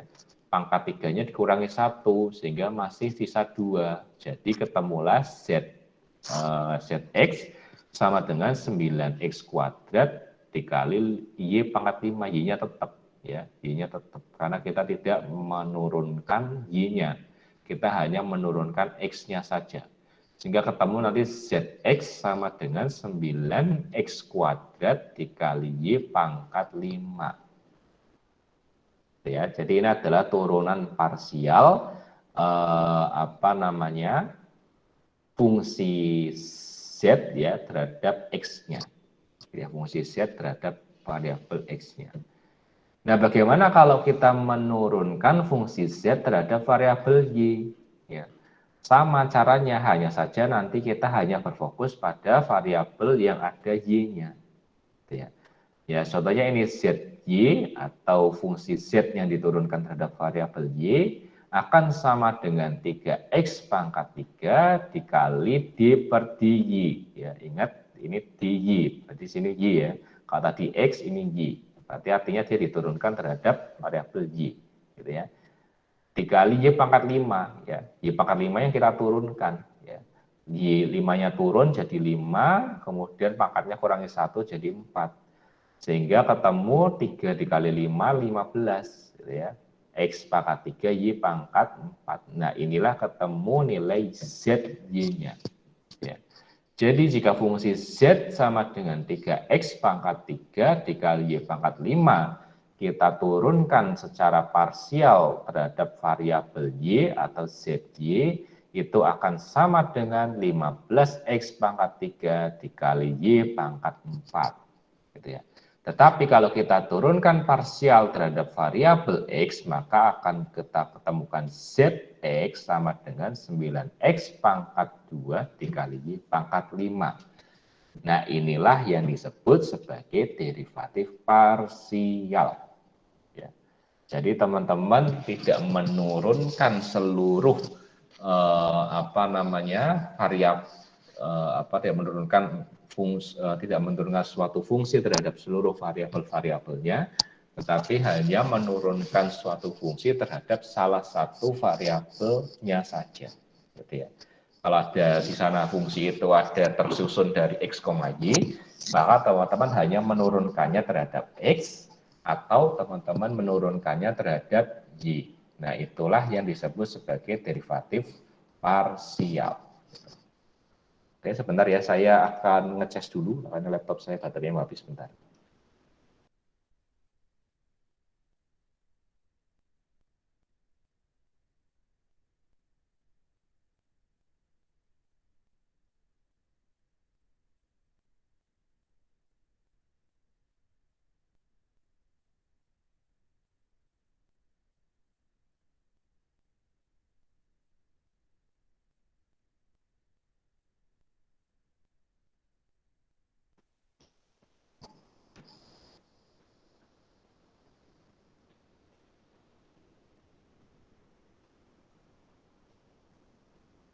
Nah, ini adalah derivatif parsial. Nah, monggo sebelum saya lanjutkan, apakah ada yang mau ditanyakan dulu? Silakan.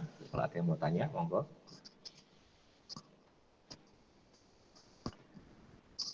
Bisa dipahami semua berarti untuk derivatif parsial? Bisa ya? Mudah ya? Oke, kalau bisa kita lanjutkan ke materi berikutnya, yaitu berkaitan dengan derivatif total. Gitu ya. Kalau tadi masih parsial atau sebagian, nah sekarang kita akan berbicara tentang derivatif total, derivatif keseluruhan. Gitu ya. Jika diketahui Z sama dengan fungsi dari X dan Y, atau Z sama dengan fxy, gitu ya, di sini, ya, berarti artinya ada dua variabel independen, di sini ada Z ada X, Y, ada X dan Y, fungsinya adalah Z, dan pada saat yang sama Y merupakan G sama dengan GX gitu ya. Jadi ada dua, di sini ada dua fungsi, Z sama dengan fungsi dari X, Y, dan pada saat yang sama Y adalah fungsi dari X gitu ya. Jika ini teman-teman jika teman-teman mendapatkan fungsi yang seperti ini, maka dapat dikatakan bahwa variabel X dan Y ini bukanlah lagi sebagai variabel bebas. Ya. Jadi ini bukan lagi sebagai variabel independen. Kenapa? Sebab perubahan nilai X nanti akan mempengaruhi nilai Z secara langsung. Ya. Ini ya, X ini akan mempengaruhi Z secara langsung melalui fungsi dari F, ya, fungsi dari F, dan akan berpengaruh secara tidak langsung melalui fungsi G. Ya. Jadi X ini bisa langsung berpengaruh pada Z dari fungsi F, tetapi X ini juga bisa memberikan pengaruh tidak langsung terhadap Z dari fungsi G. Ya. Kenapa bisa demikian, Pak? Karena Z merupakan fungsi dari X dan Y, tetapi pada saat yang sama Y merupakan fungsi dari X. Ya. Jadi X ini bisa mempengaruhi Y, kemudian Y yang di sini mempengaruhi Z, tetapi X di sini itu bisa langsung mempengaruhi Z. Ya. Nah, makanya di sini disebutkan bahwa variabel X dan Y ini bukan lagi variabel bebas kalau teman-teman mendapatkan fungsi seperti ini. Ya. Fungsi Z sama dengan fungsi Z sama dengan fungsi dari X dan Y, ya, merupakan fungsi dari X dan Y. Dan pada saat yang sama, Y merupakan fungsi dari GX. Gitu ya. Nah, kalau nanti teman-teman belajar ekonometrika, teman-teman belajar statistika, inilah yang disebut sebagai persamaan simultan. Ya. Ini adalah sebagai persamaan simultan. Jadi variabel X ini dia mempunyai pengaruh langsung terhadap Z, tetapi dia juga memiliki pengaruh yang tidak langsung melalui variabel atau melalui fungsi G. Ya. Jadi X ini bisa mempengaruhi Z secara langsung dengan dari fungsi F, tetapi X ini bisa juga mempengaruhi Z secara tidak langsung dari fungsi G. Inilah disebut sebagai fungsi atau persamaan simultan. Ya. Jadi teman-teman kalau besok mau mungkin ada yang skripsinya mau mengambil atau mau mengembangkan topik berkaitan dengan persamaan simultan, maka teman harus pahami ini. Ya. Kemudian di semester 2, teman-teman 2 atau 3 manajemen ya, saya agak lupa, nanti teman harus belajar, harus mendalaminya lagi di statistika. Gitu. Jadi ini adalah persamaan simultan. Nah, oleh karena itu, untuk menentukan pengaruh nilai X terhadap nilai Z, ya, saat variabel X dan variabel Y ini saling terikat satu sama lain, dapat ditentukan dengan menggunakan derivatif total. Gitu ya. Jadi derivatif total ini kita pakai untuk menentukan total pengaruh X, ya, atau pengaruh X secara keseluruhan, baik yang langsung mempengaruhi Z ataupun yang tidak langsung mempengaruhi Z melalui fungsi G tadi. Nah, itulah yang kita sebut sebagai derivatif total. Ya. Jadi derivatif total kita pakai saat kita mau mengetahui pengaruh total dari X terhadap Y, terhadap Z saat X dan Y ini tidak lagi sebagai variabel bebas, tetapi sebagai variabel terikat satu sama lain. Gitu. Ya, itulah yang kita kenal sebagai derivatif total. Nah, contohnya bagaimana? Oh, sebelum contoh kita harus tahu dulu rumusnya. Gitu ya. Rumusnya bagaimana? Pakai rumus diferensial. Ya, kalau teman-teman mau mencari derivatif total, maka teman-teman nanti bisa pakai rumus diferensial. dz sama dengan zx dikali dx ditambah zy dikali dy. D ini seperti kemarin di awal saya sudah bahas, ya, kita sudah bahas, D ini artinya diferensial, ya, perbedaan atau perubahan, ya. Diferensial Z sama dengan derivatif Z terhadap X, ya, turunan Z terhadap X dikali diferensial dari X ditambah derivatif dari fungsi Z terhadap Y dikali dengan diferensial dari fungsi Y tadi. Ya. Nah, kalau kita bagi secara merata, ya, dibagi dengan dx semua kanan dan kiri, maka ketemu dz per dx sama dengan z dikali dx per dx, ya, zx dikali dx per dx ditambah zy dikali dy per dx, gitu ya. Jadi kan kalau matematika kan harus adil, gitu ya. Matematika harus adil. Jadi kalau yang kanan dibagi dx, maka yang kiri juga harus dibagi dx, gitu ya. Sehingga ketemu tadi dz per dx sama dengan zx dikali dx per dx ditambah zy dikali dy per dx, gitu ya. Sehingga nanti kita bisa tuliskan dz per dx, ya, sama dengan zx ditambah zy dikali dy per dx. dx dibagi dx kan 1, ya, dx dibagi dx 1, sehingga bisa kita hilangkan di sini, ya, makanya hilang, ketemunya hanya zx ditambah zy dikali dy per dx. Nah, inilah adalah rumus dari derivatif total, gitu ya. Asalnya dari diferensial z sama dengan zx dikali diferensial x ditambah zy dikali diferensial y, gitu ya. Nah, contohnya seperti ini. Semisal diketahui suatu fungsi z sama dengan 6x kuadrat ditambah 3y pangkat 3.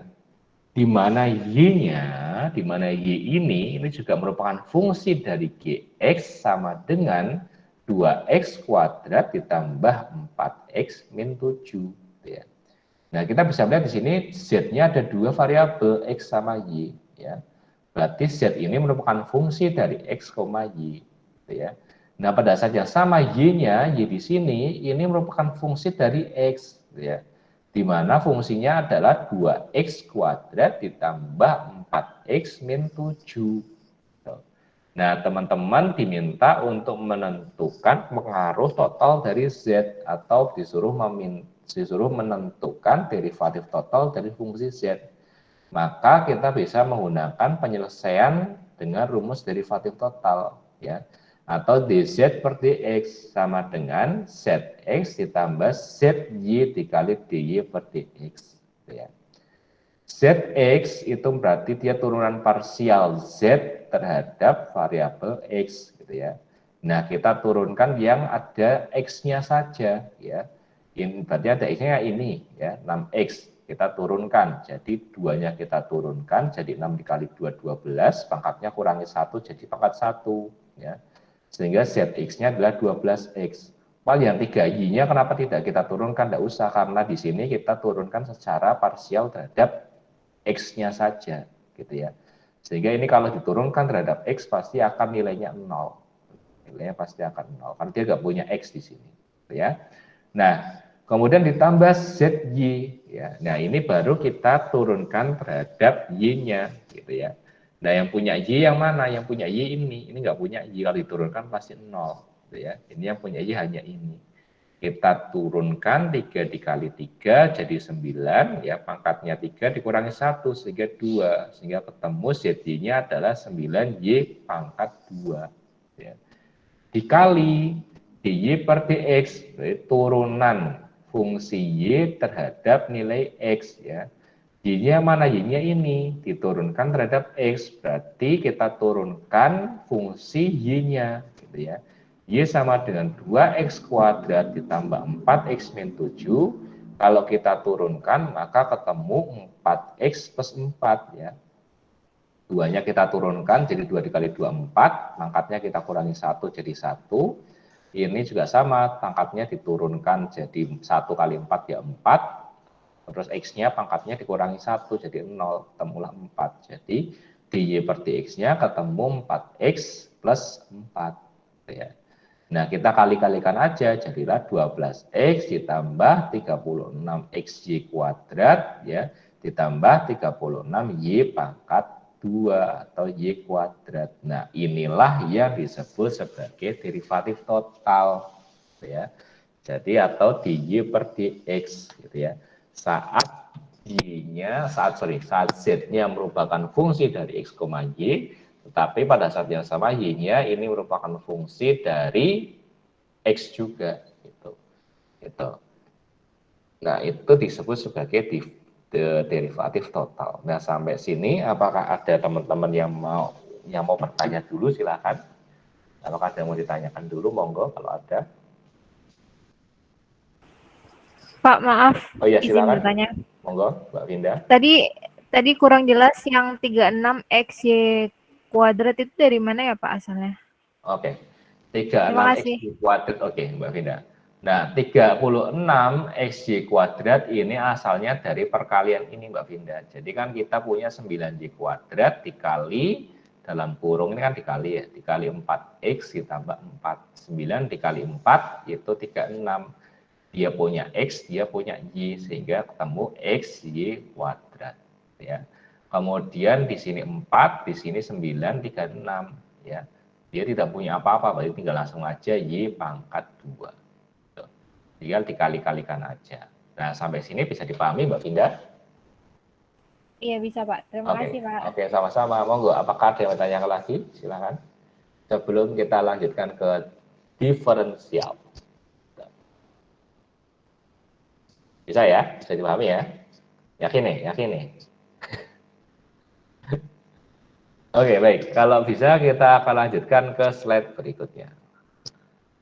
Nah, sekarang kita akan sedikit membahas berkaitan dengan konsep diferensial. Ya. Terkadang orang yang belum membaca, belum memahami derivatif dan diferensial, ini menganggap konsep derivatif dan diferensial ini merupakan pengertian yang sama. Ya. Diferensial ya derivatif, derivatif ya diferensial. Gitu. Jadi kalau teman-teman belum memahami derivatif itu apa, diferensial apa, pasti akan menganggap dua hal ini sama. Tetapi sebenarnya kedua hal ini, baik itu derivatif dan diferensial, ini memiliki pengertian yang berbeda, memiliki makna yang berbeda. Jika derivatif ini memiliki makna atau memiliki pengertian laju perubahan nilai y terhadap perubahan nilai x, ya, atau diferensial y dibagi diferensial x, perubahan y dibagi perubahan x, gitu ya, maka sebenarnya diferensial nanti itu merujuk pada perubahan terkecil. Ya, ingat, perubahan terkecil nilai x yang dapat menyebabkan perubahan pada nilai y-nya, gitu ya. Jadi berapa sih X itu harus berubah sehingga Y-nya itu bisa berubah gitu. Nah, itulah adalah konsep diferensial gitu ya. Maka dari itu nanti diferensial itu dinotasikan sebagai DY gitu ya, atau diferensial dari nilai Y. Nah, contohnya teman bisa lihat di slide saya gitu ya. Misal teman-teman diminta untuk menentukan derivatif dan diferensial dari fungsi Y sama dengan 10x kuadrat plus 3. Ya. Maka derivatifnya jelas, dy per dx akan sama dengan 20x. Ya. Karena apa kok 20x? Karena 2-nya turun, jadi 2 dikali 10 jadi 20, kemudian pangkatnya dikurangi 1. Ya. Sehingga ketemu 20x. Ya. X saja, 3-nya hilang karena dia adalah konstanta. Kalau diturunkan, nilainya pasti 0. Jadi langsung ketemu dy per dx sama dengan 20x. Tetapi diferensialnya itu nanti akan bernilai dy sama dengan 20x dikali dx. Ya. Jadi ada embel-embel dx-nya. Ya, kalau diferensial itu pasti ada embel-embel dx-nya atau ada ekornya. Ekornya apa? Dx tadi. Gitu ya. Itu kalau diferensial. dy sama dengan 20x dikali dx. Gitu. Karena dia adalah perubahan terkecil nilai x yang bisa menyebabkan perubahan nilai y-nya. Jadi berapa sih x itu harus berubah sehingga bisa menyebabkan perubahan dari nilai y-nya. Makanya ada embel-embel dx. Gitu ya. dy sama dengan 20 dikali dx. Bedanya itu. Gitu ya. Kalau derivatif dia tidak ada dx-nya karena dia langsung dy per dx, tetapi kalau diferensial maka dia ada embel-embelnya yaitu dx-nya. Nah, itu adalah konsep dari diferensial. Nah, nanti diferensial itu juga ada yang disebut sebagai diferensial total. Gitu ya. Diferensial total tadi kita sudah bahas ya, dz sama dengan rumusnya ya, dz sama dengan zx dikali dx ditambah zy dikali dy gitu ya. Nah, di mana zx sama zy ini merupakan turunan parsial gitu ya. Kemudian kemudian dy sama dx-nya dia menunjukkan perubahan terkecil dari nilai x terhadap nilai y-nya, perubahan terkecil nilai x dan nilai y-nya gitu. Nah, jadi sama ya, kalau di bedanya kan kalau di derivatif kita sisi kanan sama sisi kirinya ya, sisi kanan sama sisi kirinya kita bagi sama dx ya, sehingga ketemu dz per dx ya. Itu artinya derivatif. Tetapi kalau diferensial kita tidak perlu membagi menjadi dx. Jadi cukup langsung dz sama dengan zx dx ditambah zy dy. Itulah derivatif total. Diferensial total. Ya. Nah, contohnya misalnya teman-teman diminta untuk menentukan diferensial total dari fungsi z sama dengan x kuadrat ditambah 4x y pangkat 3 dikurangi 2y kuadrat misalnya. Ya. Maka fungsi ini bisa kita selesaikan ya, diferensial totalnya kita bisa selesaikan dengan rumus tadi, dz sama dengan zx dx ditambah zy dy gitu ya. Berarti kita cari dulu derivatif parsial fungsi z terhadap x dan derivatif parsial fungsi z terhadap y. Gitu ya. Nah, derivatif parsial fungsi z terhadap fungsi terhadap x gitu ya, ketemu nanti zx sama dengan 2x ditambah 4y pangkat 3. Ya. Dari mana 2x? 2x dari sini ya, yang ada x-nya saja yang kita lihat karena ini adalah derivatif parsial terhadap x. Ternyata yang ada x-nya saja yang kita lihat, y-nya tidak, yang tidak ada x-nya tidak perlu kita lihat ya. Nah, ini kita turunkan, 2-nya turun jadi 2x ditambah 3-nya turun jadi 4 dikali 3 jadilah ini yang diturunkan adalah x-nya ya. X-nya kan pangkatnya 1 ya.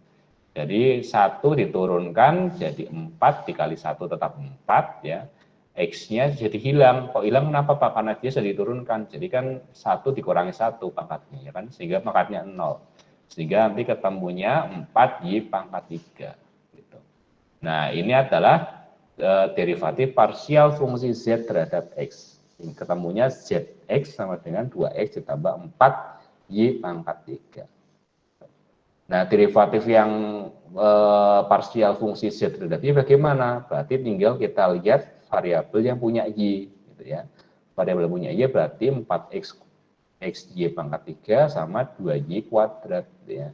Nah, kita turunkan. Ya.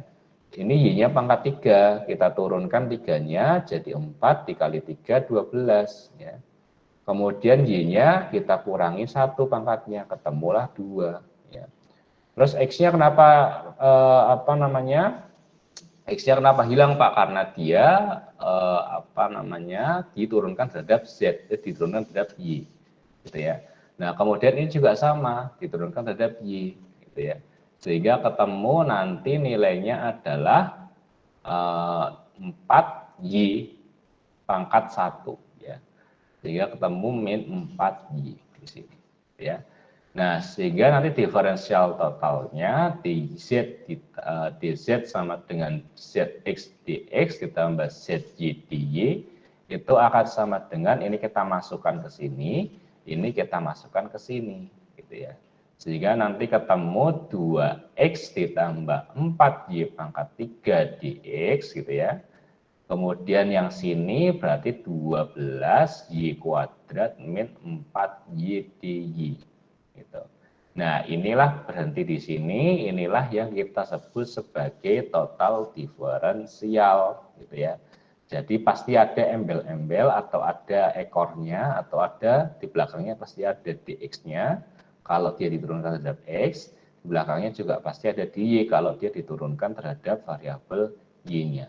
Di sininya tetap dz, gitu ya. Jadi tidak hilang tetap dz, bukan dz per dx tapi menjadi hanya dz. Nah, itulah yang disebut sebagai diferensial total. Nah, sampai sini apakah ada yang mau ditanyakan dulu? Silakan.